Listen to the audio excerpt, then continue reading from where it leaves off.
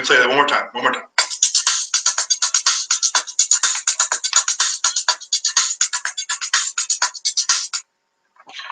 Okay, give me one more second. One more second. I promise.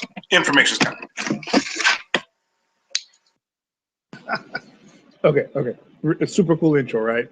That was the best YouTube video intro you have ever seen. All right, this is Rodney Kellum, the Fatherpreneur, and I have finally sat down, made myself sit down to share with you, if you're interested in starting a dad blog, some very important tips and strategies on how and why you should and how and why you can start a dad blog and do it the right way.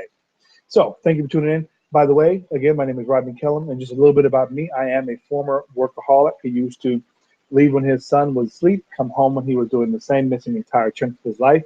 So now I'm dedicated to helping parents, especially parents, learn how to be more present and engaged with their children by leveraging entrepreneurship. And by the way, there's the title, How to Start a Dad Blog by Rodney Kellum of www.fatherpreneurship.com. Without keeping you too long, I'm going to just skip right to it. I'm going to pull up my PowerPoint. Let me do a quick screen share for you. Let's see. Yep, we're going to use the PowerPoint, and we're going to use this view. So I'm just going to be talking about some points, really quick and easy strategies. You know, I'm a man, so I understand being simplistic and getting right to it. How to start a dad blog the right way. And you're going to start off with the end in mind. And what that means is you have to start with, what is your goal? There's a few different ways that many dad bloggers out there do their blog. Podcasting has actually become very popular. It's on the rise once again. So that's going to be an audio format. Some do it with video. I tend to do it with video and written blogs. But podcasting is one format. You have the diary style, where you're just talking about the day in the life, things that have gone on in your life, you know, an exploding diaper happening, my kid threw up on me, hey, I have trouble with this child's behavior, what should I do? You know, the diary style of blogging. And then there's content blogging. So that would be like, you know, 3 ways to discipline your child without timeout. You know, I don't know if you can do that, but that's an example of a title for content blogging or content production in dad form. You know, another title would be in that format, 7 ways to keep your hair from going gray while dealing with too many kids in your household. I made that up completely. It's a really long title. I don't recommend using that, but that's just another example of a style of blogging. And then you have to say with the end in mind, you know, what is your goal? Is your goal to get people to move to action? Is your goal to monetize your blog? Is your goal just to get a lot of followers to point them towards a brand or a passion of yours, something that you're into? Hey, look at this charity I'm with. Look at this business I'm with. I think this will help dads. You have to decide that from the beginning, because that'll guide you in how you produce your content and what you say in your content. Your platform is paramount. What I mean by platform is there's a lot of different blogging platforms out there, from free to paid.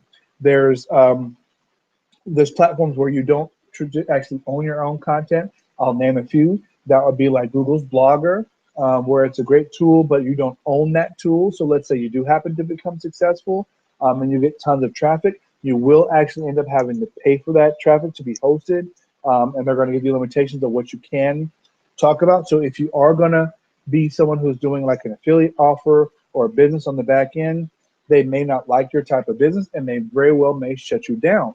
But if you're going to go with a diary style and you're just having people look into the day of your life and maybe selling a banner ad at the most, that will probably work for some of the free sites like Blogger and stuff like that. But you really just have to think about what's for you. The most popular and the most highly recommended, and what I use platform, is a WordPress-based blog. WordPress is the largest platform that I know of in the world. It's the most trusted. It has the most plugins. It's the most flexible. But you're gonna have to really decide. Either you have time and or money. So with a WordPress blog, traditionally, you're gonna have to build it from scratch. You're gonna have to choose a template. You're gonna have to maybe hire a designer if you can't do it yourself. If you can do it yourself, you're gonna have to invest time. So you're gonna have to decide right away what platform you're going to use. I highly recommend WordPress, but you have to decide for yourself if it's for you or not. How will you deliver the content? Boom. This goes back to one of my first points about podcasting, about videos, about written content. You have to be honest with yourself and how you best convey your message, how you best can speak. Is it written words? Is it through videos? Is it through audios? Because what's going to happen is if you cannot define your best way to deliver your content in your voice, you will miss your audience. The people that you're trying to get to will just not give you the time of day because you're not going to come across as authentic. So remember, how will you deliver the content? Make that decision. Define and find your audience. This goes right to the previous point. You have to say, hey, I'm a 50-something-year-old, I'm a 65-something-year-old, and I want to talk to baby boomers about how to best, play with your grandkids when your back hurts or your hip hurts. You have to decide, are you going after sports dads? You have to decide, are you going after dads or daughters? Are you going after this in general fathers? And you have a message that caters to them all. And that's what I mean by define. Now, finding your audience is paramount because that's going to come into another piece toward the end as well, is knowing where to find the people that will read your content. So here's some quick tips. Make sure you write this down, pause it, rewind it, play it again. You have to find either groups, such on Facebook, Google+, different social media outlets. You have to find where these groups of dads may hang out, where they may frequent, where they go to look for content. You will need to learn how to deliver and syndicate your content to the places where dads read content. So, for example, if you take your content about topics that are related to fatherhood and dad specifically, and you go to a women hate men club or group and you post yourself there, it's the quickest way to get kicked out.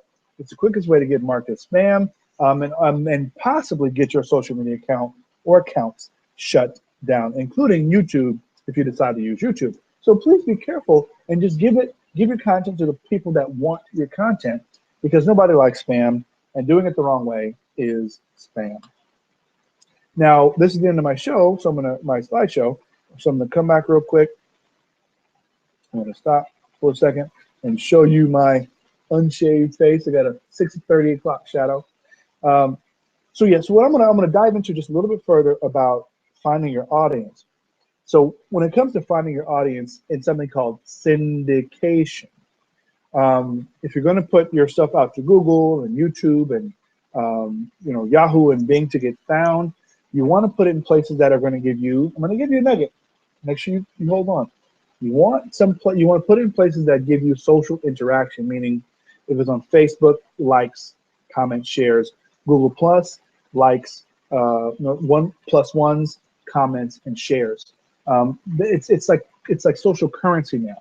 So that if you don't get these things and you're putting it everywhere, the search engines are going to say, hey, this is spam, don't rank this guy higher. They're always changing algorithms, so a little tweak here or there may change in getting yourself ranked, but generally, spamming is frowned upon, and putting your stuff in places where it's not welcomed or wanted is spam, and you're going to shoot yourself in the foot.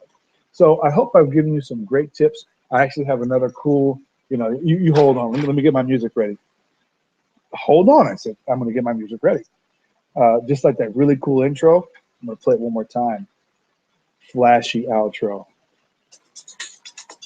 Yeah. Yeah. Yeah. You've never seen graphics like this before in your life. You've never seen this. I can guarantee it. I made it myself. Well, obviously, made it myself. This is Rodney Kellum, the Fatherpreneur, showing you how to start a dad blog. I hope it's been valuable to you. If this was valuable to you, please share it. Share it, like, comment, share, just like I talked about earlier. Find me on social media at Fatherpreneur, and always visit my blog at fatherpreneurship.com, where currently, at the time of making this video, I'm in the middle of a wonderful series of purpose-driven content where I'm interviewing fathers and some amazing women on tips and strategies and life adventures, some of the hardest things I've ever been through, and what it took to overcome them. God bless you. want to say thank you for your most valuable commodity on earth, which is your time, because once you give it away, you never get it back. Bye-bye.